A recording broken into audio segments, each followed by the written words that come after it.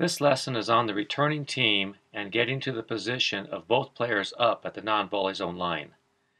The standard positioning for the team returning the serve is one player hitting the return and moving forward while their partner is positioned up at the non-volley zone line prior to the serve.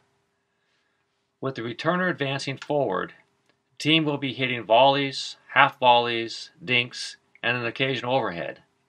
Generally speaking, this team has the advantage because being closer to the net makes it easier to hit balls back over the net and more angles are possible. Since this strategy places you in position to be hitting volleys and dinks, you will want to develop the techniques for these shots.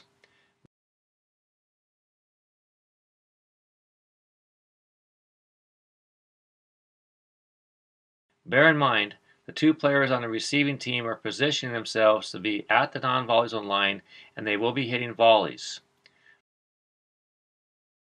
Note to beginners, why would you run to the net without having the skills to hit volleys?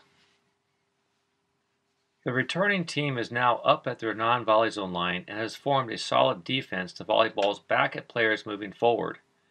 The majority of recreational players will hit drives because they have not developed the more difficult drop shot to more effectively move forward.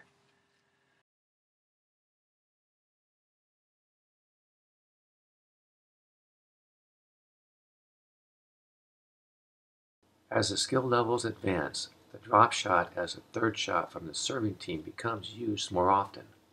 The drop shot enables the serving team to move up to their non-volley zone line to neutralize the point. The ball, after a drop shot is hit, bounces lower than the net and forces the opponents to hit up on the ball in order to clear the net. A good drop shot initiates the dinking game with all four players up. The returner's serve can be hit in different ways which are discussed in the chapter for this particular shot. The most important aspect is to get the ball in play. Do not miss this shot because your opponent will score a point. The depth of your shot is important and the deeper you return the ball is to your advantage.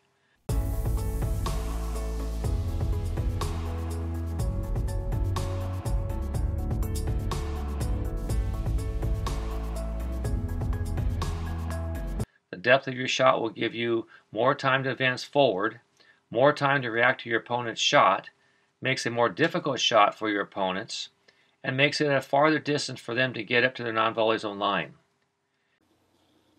When the serving team has a tendency to hit third shot drives, the returner's partner wants to pinch the middle or cover the hard drive down the middle of the court.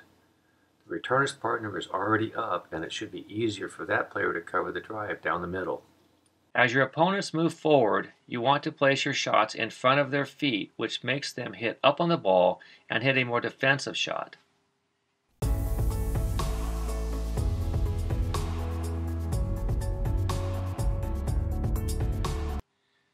In competition, the returner's serve should be hit to the weaker player.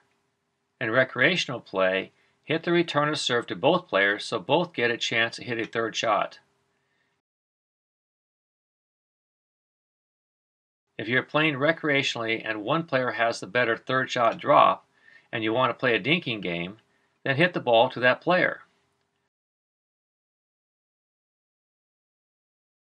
Conversely, if one player generally hits a drive and you want to hit volleys, then hit your return to that player.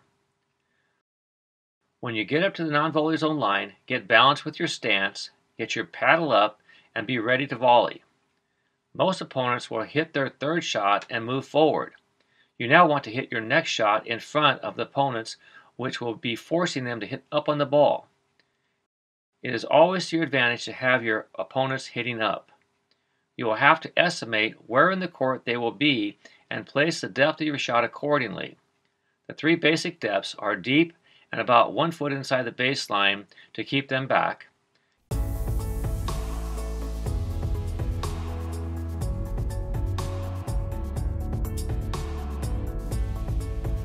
a shot at their feet as they move through the no man's land or the transition period,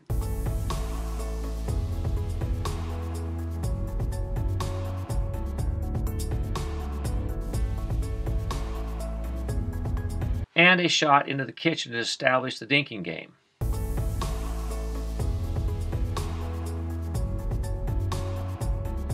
It is most important to understand that when all four players are up, the team that hits a high ball allowing the other team to attack generally loses the point. When you are up and your two opponents are up also, you want to understand which balls you can attack more successfully and which balls you should play defensively. There is a strategy concept called the 80-20 percentage rule.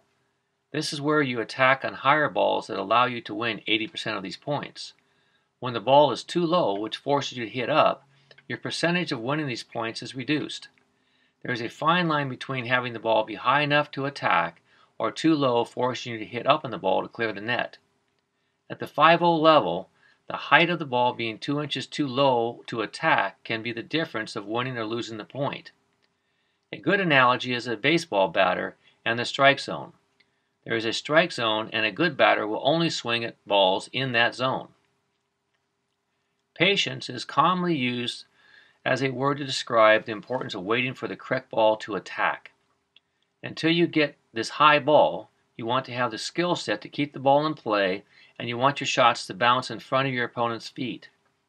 Placement versus power are opposite, and good players understand the balance between the two. In recreational play, develop the skill for placement and resetting the point versus hitting the ball directly at your opponents.